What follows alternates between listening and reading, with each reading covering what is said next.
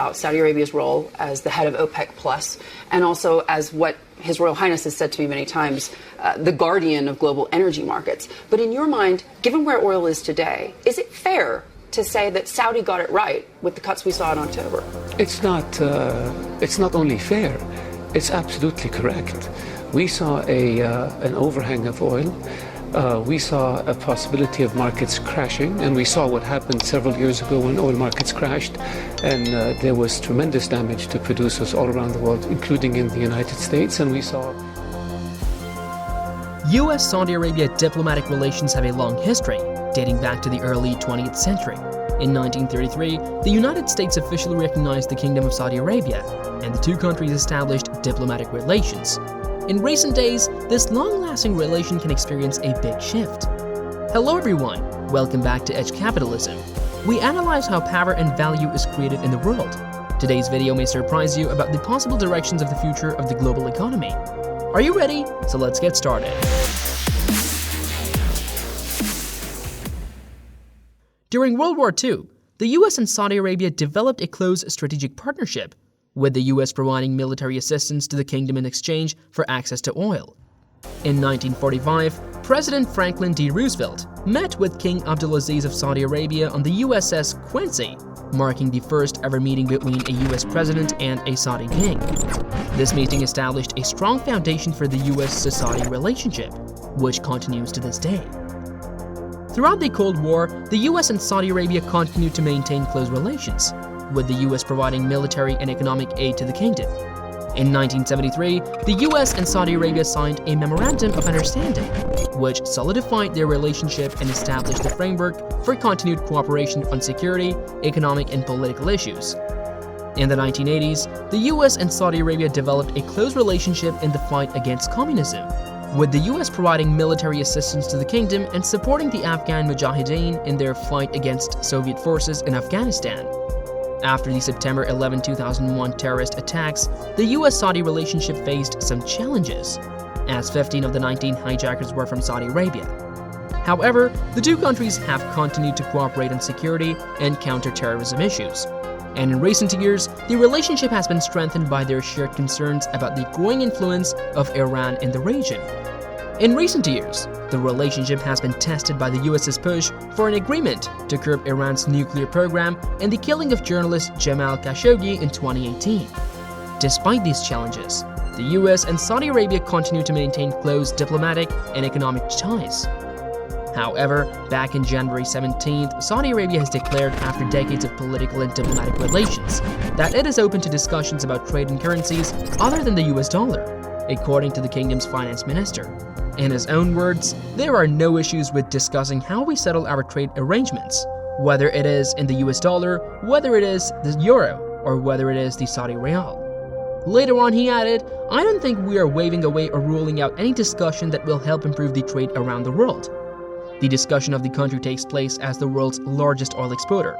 Saudi Arabia has historically pegged its currency to the US dollar for decades. However, the kingdom is now seeking to strengthen its relations with key trade partners such as China. The Petrodollar system, established in the 1970s, has traditionally relied on pricing crude oil exports in US dollars. Moreover, during Chinese President Xi Jinping's visit to Riyadh in the past year, the two countries agreed to increase coordination on energy policy and exploration. During the trip, President Xi stated that China plans to purchase more oil from the Middle East and would like to conduct that trade using the Chinese yuan. This decision has serious implications over the US dollar and the capacity for the United States to keep having influence in the Middle East political and economic landscape. The first implication of Saudi Arabia trading oil in other currencies instead of the US dollar is that it would lead to a reduction in demand for the dollar. The US dollar is currently the dominant currency used in international oil transactions, as oil is typically priced in dollars on global markets. This means that countries that want to buy oil need to first acquire dollars in order to make the purchase. This creates a high demand for the US dollar, as countries need to hold large reserves of it in order to participate in the oil market. If Saudi Arabia and other major oil-producing nations shift to trading oil in other currencies, it would reduce the need for countries to acquire dollars to purchase oil. This would lead to a decrease in the demand for the dollar, which could have a negative impact on the value of the currency. Also, this situation could negatively impact the US economy. The US dollar is currently the dominant currency used in international oil transactions, and the US economy benefits from this in several ways. The high demand for the dollar, created by the need to purchase oil, helps to support the value of the currency. A strong currency makes US exports more expensive and less competitive in the global market, but it also makes imports cheaper, which can help to keep inflation low.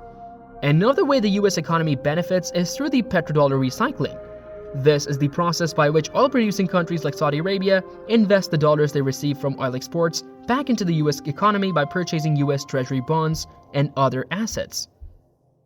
This helps to finance the US government's budget deficit and keeps profit rates low, which can stimulate economic growth.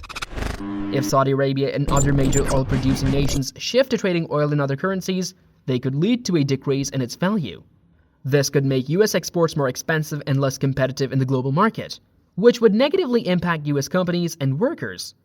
It would also reduce the amount of capital flowing into the US economy, which could lead to higher profit rates and slower economic growth. The decision could lead to an increase in economic power for other countries. Currently, the US dollar is the dominant currency used in international oil transactions, and this gives the US a significant level of control over the global oil market. The previous events would reduce the demand for the dollar and could lead to an increase in demand for the currencies of other countries. This could generate an increase in the economic power of those countries whose currencies are used in the trade.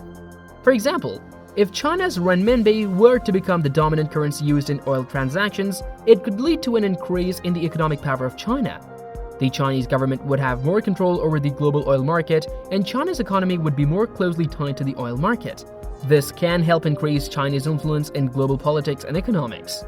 The limitations of the US government can also diminish its control over the dollar to impose economic sanctions on countries that it wants to isolate, such as Iran, by making it difficult for those countries to conduct international transactions. These market variations can reduce the demand for the dollar and could lead to a reduction in US control over the global oil market. Also, if the US dollar were to lose ground in front of other currencies such as the Chinese renminbi or the Russian ruble, it would likely have a significant impact on the global economy and geopolitical landscape. This has been a situation already predicted by China. In fact, in 2015, China established the new development bank and the contingent reserve arrangement, and also began negotiations to launch the Asian Infrastructure Investment Bank, AIIB. The decision to establish AIIB was based on the idea that it could complement the multilateral development of the BRICS by creating a stronger institution that would focus on areas such as social infrastructure. The AIIB president has been vocal in supporting this concept and has participated in high-level discussions to provide loans to help countries tackle the COVID-19 pandemic in Asia, as reported by Bloomberg in 2020. The new Development Bank (NDB) and the Contingent Reserve Arrangement (CRA) are economic institutions that were created after the 2008 financial crisis to provide an alternative to traditional institutions during times of financial or liquidity pressures.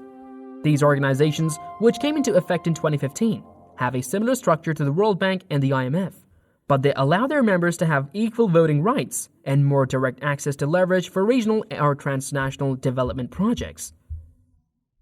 In terms of shareholding structure, the NDB is evenly distributed among its 5 members, which are Brazil, Russia, India, China, and South Africa, each having a 20% share and 20% voting rights.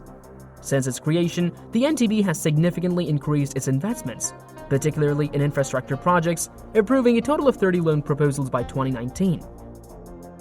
Following the model of the Bretton Woods institutions, the BRICS countries, Brazil, Russia, India, China, and South Africa, decided to establish the Contingent Reserve Arrangement (CRA) as a complement to the new Development Bank.